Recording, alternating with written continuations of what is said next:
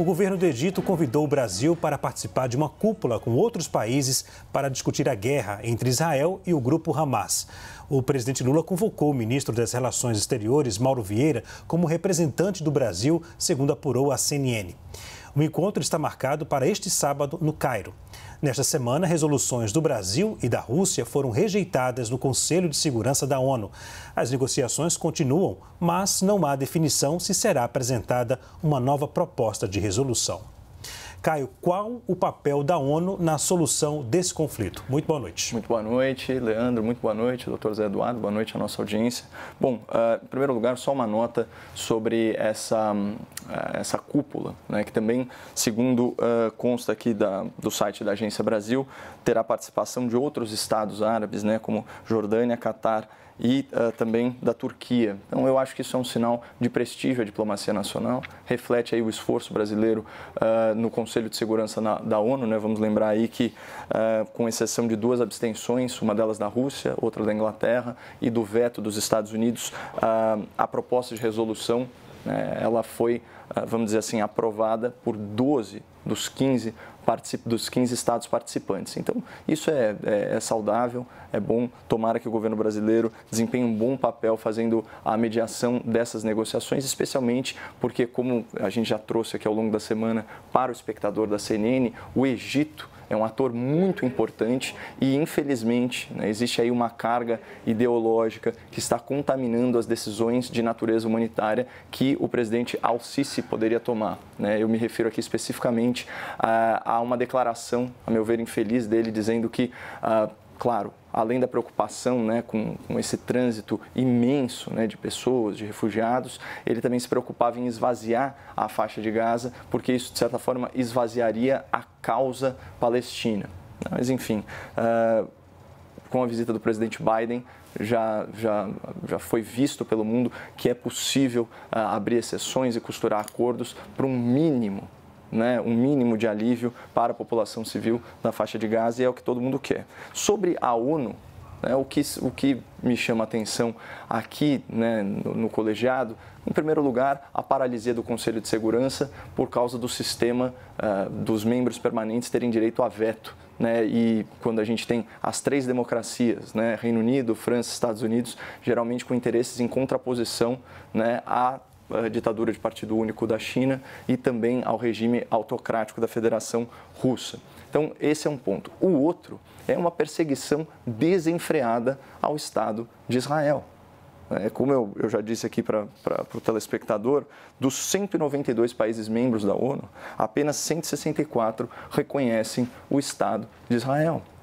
E essa realidade de não reconhecimento, ela se reflete em uma série de votações. Recentemente, esse ano, teve, por exemplo, uma reunião, se não me engano, do Conselho Social e Econômico, no qual Israel foi o único país advertido por supostamente violar direito das mulheres. Imagina, a gente tem regimes, por exemplo, opressores, né, como o Irã, financiador e apoiador político do Hamas, onde as mulheres adúlteras são apedrejadas. Você tem em todo o mundo árabe, infelizmente, né, o tratamento igualitário entre os gêneros não é uma realidade e Israel é punido.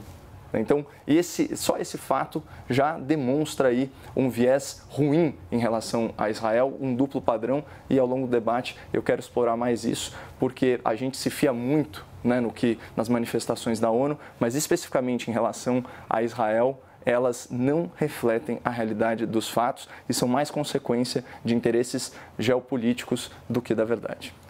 Zé Eduardo, muito boa noite. Qual a sua opinião?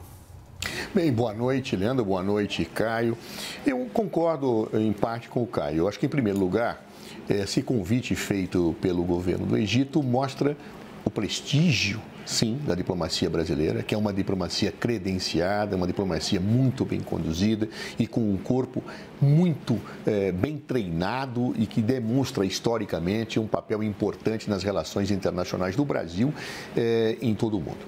Segundo ponto, também é um reflexo da postura ponderada que o próprio governo orienta a diplomacia brasileira. Por quê? O governo brasileiro tem procurado mediar, defender a paz. E nessa perspectiva, ele age com muita cautela, dialogando com todos os lados. O exemplo que posso dar, exatamente aquela nota que foi discutida, o Brasil presidindo o Conselho de Segurança, em que houve o veto dos Estados Unidos da América, embora tivesse tido a concordância da França e da maior parte dos países. O Reino Unido se absteve. Claro. Essa situação mostra o Brasil tentando mudar a carta, falando com os Estados Unidos o que aceitava, falando com a Rússia o que aceitava. Ou seja, essa postura do Brasil o credencia perante o mundo a manter um diálogo. Isto somado à competência da diplomacia brasileira, muito bem conduzida pelo nosso atual chanceler, evidentemente faz com que o Brasil seja chamado para esta situação de diálogo. Eu ainda não fiquei sabendo, eu não sei, acho que não foi ainda divulgado, quais são os países que integrarão esta reunião no Egito, mas sejam quais forem, eu acho muito importante que o Brasil lá esteja e procure levar esta mensagem de paz, essa mensagem humanitária, essa postura de tentar retirar as pessoas que efetivamente de lá querem sair, um compromisso básico com os direitos humanos. Acho isso muito importante. Também concordo com o Caio que essa questão de vetos das grandes potências no Conselho de Segurança não ajuda a agregar, enfraquece a ONU. Por exemplo, teria sido de muito bom tom que não tivesse havido o veto dos Estados Unidos àquela nota, mesmo que ele discordasse, poderia se abster, como fez o Reino Unido, mas infelizmente esse tipo de coisa atrapalha. Se você mexesse alguma coisinha, a Rússia vetaria. Então isso dá uma inércia imensa, um órgão que teria um papel fundamental para desenvolver estratégias humanitárias de política de paz, de diálogo. A ONU realmente não passa por um bom momento. Não acho, sinceramente, que exista lá uma perseguição a quem quer que seja. Eu acho que a ONU passa por um momento de inoperância muito grande, infelizmente. Os próprios números que o Caio fala, a grande maioria dos estados que integram a ONU reconhece o Estado de Israel. É verdade, né? Agora, vamos até lembrar que as curiosidades. O primeiro país que reconheceu, se não me falha a memória, Caio, Israel foi a Rússia, né? A Rússia foi o primeiro que reconheceu o Estado de Israel. Depois, as situações das geopolíticas os afastaram, né? Mas é o governo russo, que inclusive na época era comandado por Stalin, se não me falha a memória, que é o primeiro que reconhece o Estado de Israel. Então, esta situação toda, infelizmente, nos deixa entristecidos pela inoperância de um órgão que deveria ter força, peso político e autoridade para intervir em situações como essa na defesa dos direitos humanos e na defesa da paz. O Brasil tem se esforçado, mas infelizmente, repito, a ONU não passa por um bom momento. Zé, para o governo brasileiro, que hoje preside o Conselho de Segurança, negociar um novo texto é um grande desafio? Não é simples, né? Porque nós temos posturas radicalizadas em que as grandes potências não estão lá tão preocupadas à primeira vista com as mortes, com o que está acontecendo, estão preocupadas com seus interesses geopolíticos, com seus aliados. Isto é muito ruim, quer dizer, eu sei que a realpolitik, isso eu aprendi na minha vida, ela tem uma dimensão de pragmatismo muito grande, mas há momentos em que o pragmatismo tem que ceder à decência ética e humanista. Ou seja, por mais que eu tenha interesses geopolíticos em ser aliado deste ou ser aliado daquele, eu não posso estar defendendo uma represália como essa que está sendo feita por Israel, ou então aplaudir o ataque que foi feito a Israel pelo Hamas. Ou seja, eu tenho que buscar um cessar-fogo, que era o teor da nota que o Conselho de Segurança, se aprovado, ele traria um impacto político. Não que ele resolvesse por si só, ninguém é ingênuo de achar que um comunicado do Conselho de Segurança da ONU teria lá um reflexo imediato que Israel fosse obedecer. Não é isso, mas teria um impacto político importante. Cesse o fogo, parem nesse momento, vamos socorrer as pessoas feridas, vamos tomar atitudes sensatas para que as pessoas não sejam mortas da forma em que estão sendo lá na faixa de Gaza agora, a despeito de ter sido provocada a situação lamentável em Israel. Infelizmente, isso não aconteceu, não é? Quer dizer, ou seja, infelizmente, as potências, e aqui eu encaixo todas elas estão mais preocupadas com a geopolítica do que com interesses humanitários. Há momentos em que o pragmatismo tem que ceder ao humanismo, e eu acho que era mais do que a hora que as grandes potências passassem a fazer isso. Mas sou muito desesperançoso que isso aconteça, conhecendo a vida como ela é. Caio, sua opinião? Olha, eu acredito que se o Brasil desejar ou passar uma resolução, tem 2 tópicos, a gente inclusive debateu isso, se não me engano, na quarta-feira, tem 2 tópicos que são fundamentais. O primeiro é um aspecto pragmático, diplomático, que é de prestigiar os acordos da diplomacia direta, né? Acordos bilaterais e tal, que é o que, de certa forma, o Reino Unido tenta fazer, os Estados Unidos da América estão tentando fazer com algum sucesso. O Brasil tentará também fazer na reunião, né, lá no Egito, com alguns países árabes. Enfim, esse é o ponto prático. E o outro, né, que é principiológico, né, que se reporta aí ao direito internacional, aí diz respeito a um reconhecimento explícito do direito de autodefesa de Israel, que não implica, né, numa carta em branco, num cheque em branco aí para agir contra a lei internacional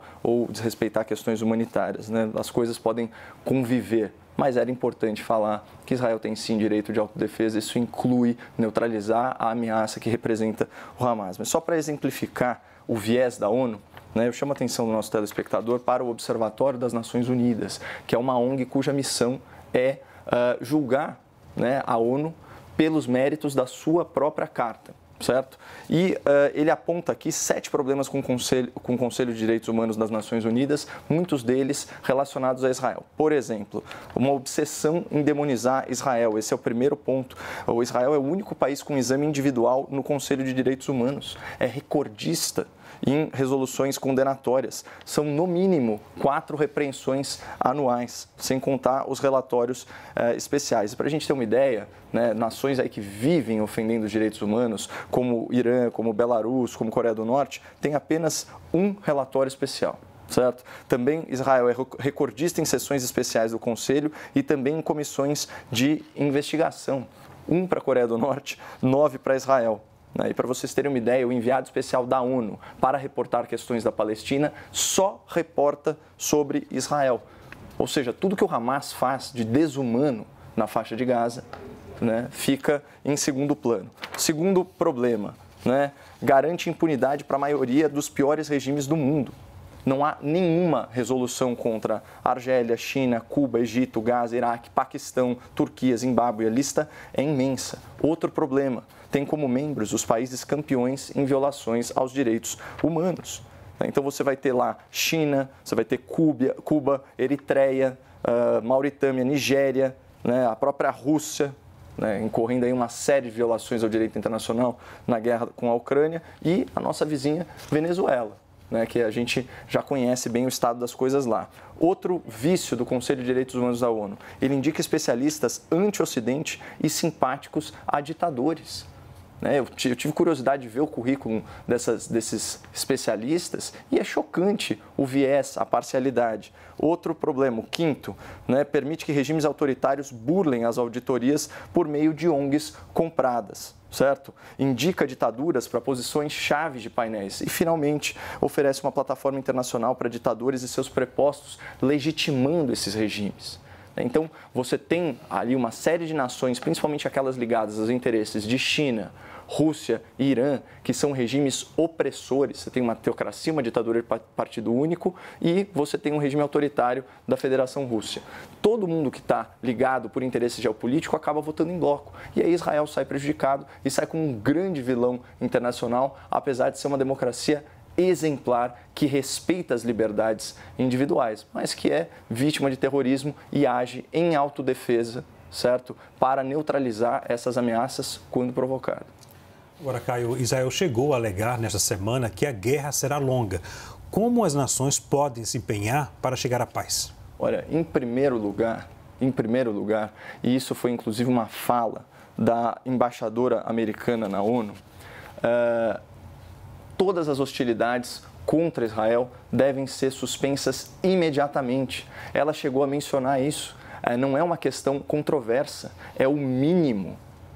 Porque, lógico, chama muito mais atenção as questões da guerra na própria faixa de Gaza. A gente teve aquele caso trágico do hospital, que é o que tudo indica, foi um míssil, uma falha de míssil da própria Jihad Islâmica, né, dos jihadistas em direção a Israel, que não funcionou. Então, essas questões elas chamam mais atenção, mas não houve aí a interrupção das hostilidades contra Israel. Isso é um tremendo absurdo, porque, claro, esse é um conflito de décadas, mas essa guerra, ela teve começo, certo? E ela teve agressor certos. E não dá, a gente não pode ficar vendo as causas das coisas e puxando aí o nexo de causalidade, porque aí a gente vai chegar ao infinito, né? Ao começo da história. Isso não faz o menor sentido. A gente tem que partir de um ponto. Olha, o ataque foi provocado? Não, não foi provocado. O ataque segue questões elementares, questões básicas, questões éticas mínimas num contexto de uma guerra? Não, não segue. São ações terroristas, todos repudiam. Então, a partir disso, a gente estabelece a legitimidade. Agora, é muito difícil dialogar com quem quer o seu extermínio. Então, como diz o Estatuto do Hamas, ele prega o quê? A destruição de Israel, o genocídio do povo judeu. É difícil conversar com esse nível de radicalismo. O que eu acho que tem que ser feito são ações para minimizar, né, o efeito colateral de incursões militares e de disparos, enfim, na população civil. Isso, obviamente, os corredores humanitários, a possibilidade de migração, né, dessas pessoas que não quiserem ficar nesse território, mas principalmente que as nações cooperem para a neutralização da ameaça que o Hamas representa. Não é interesse do Ocidente, não é interesse dos países livres que uma organização financiada por um Estado autoritário, né, como é o caso do Hamas, que é financiado aí pelo Irã e outros regimes, né, e outros barões da guerra, enfim, não é do interesse do Ocidente que essa organização triunfe, como não era do nosso interesse o triunfo da Al-Qaeda, responsável pelos ataques de 11 de setembro. Imagina, o direito à autodefesa dos Estados Unidos, que inclusive é um precedente da própria ONU, o direito de autodefesa incluiu a incursão em um país que abrigava essa organização terrorista. E isso é legítimo. E o mundo é melhor sem Bin Laden, sem a Al-Qaeda. E da mesma forma, o mundo será um lugar melhor sem o Hamas e sem as suas lideranças. Essa é a realidade. Por quê? Porque são pessoas que cometem atrocidades, então completamente fora de padrões mínimos de humanidade e ética. Zé, quais atitudes esperadas pelas nações? Eu esperaria a proposta de um cessar-fogo, porque ao contrário do que eu entendi, o que o Caio disse, não existe cessar-fogo unilateral numa guerra. Cessar-fogo unilateral é rendição. Ou seja, então um lado para de atacar e o outro continua atacando. Não existe isso. Cessar-fogo é cessar-fogo, que é a proposta que foi vetada pelos Estados Unidos ontem, que o Brasil apresentou, justamente com finalidades humanitárias. Claro. Mas foi vetada por quê? Porque não colocou a questão da autodefesa. Ninguém precisa reconhecer o que reconhecido já está. Eu não sei de ninguém que tenha criticado o direito de autodefesa de Israel. Claro que tem direito de autodefesa, como também a faixa de Gaza também teria. O que eu quero dizer, a autodefesa, ela não está em jogo nesse momento. Todos reconhecem, isso está na Carta da ONU. O que está em jogo é o direito de se defender matando civis. Isso aí não. Atacando, matando crianças. Isso aí não, de um lado e de outro. Isso não pode ser feito. Aliás, quando eu olho a história e escolho arbitrariamente pontos, na verdade, tenho uma postura seletiva em relação à leitura da própria história. Não é? É como se eu pegar uma briga de casal e aí eu vou dizer, não, eu vou considerar daqui para frente, tá? Lá para trás, não. Então a mulher apanhava a vida inteira, ele deu um tapa no marido e aí não, eu vou esquecer o passado, eu vou pegar só daqui para frente. Não, eu não posso escolher seletivamente, ideologicamente, politicamente os pontos de referência históricos. Eu tenho que entender a história como ela é. Claro, evidente que uma relação de causas e efeitos vai voltar lá para a antiguidade, mas eu tenho a certeza que a observação mostra que este conflito agora tem causas históricas, mas ele pode ser explicado e não é simples assim. Ele é altamente complexo, claro, porque a questão da Palestina é altamente complexa e merece uma análise muito cuidadosa e não ideologizada, ou seja, vendo os erros, os acertos, os equívocos e os radicalismos. O grande problema é que a radicalização tomou conta dessa disputa em virtude do Hamas e do governo de Benjamin Netanyahu. Isso era dito, inclusive, no parlamento israelense, claro. Então, esse tipo de situação, eu acho que precisa ser pensado. Nós temos que defender, sim, um cessar-fogo, não um cessar-fogo unilateral. Não existe isso na guerra, né? Quer dizer, você para, eu paro de te atacar e você fica me bombardeando, me destruindo, me atingindo. Não, isso não existe. É cessar-fogo, é cessar-fogo. Parou. Vamos socorrer as pessoas, vamos fazer corredores humanitários, vamos fazer entrar alimentos, vamos iniciar tratativas de paz. É isto que eu espero das nações. É isso que eu esperaria, mas infelizmente a moção do Conselho de Segurança foi vetado pelos Estados Unidos da América. Uma pena. Senhores, vamos fazer um rápido intervalo, mas a seguir eleições na Argentina. O primeiro turno é no próximo domingo. E o ministro Fernando Haddad se diz preocupado com a possível vitória do candidato liberal Javier Milei. A gente volta já já.